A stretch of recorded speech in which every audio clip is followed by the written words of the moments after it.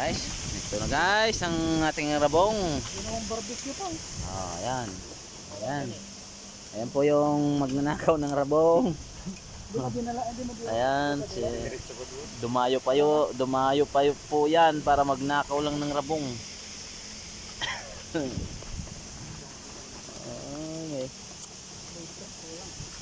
Panggulay na naman tayo guys. Oh. Kita nyo to. Oh. Rabong, nakakita ka na ba? Oh, may pretis na naman. Isa, oh.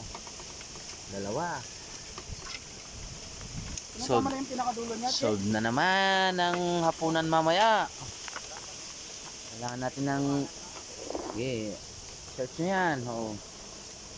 Nyo, baka may nakatakas pa dyan.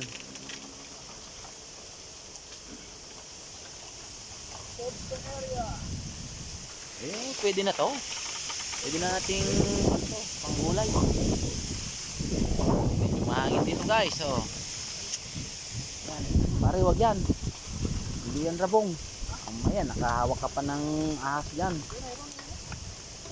Ha? Hmm?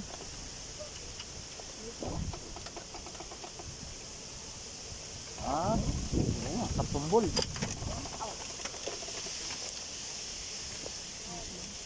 Ah, pakawalan mo muna.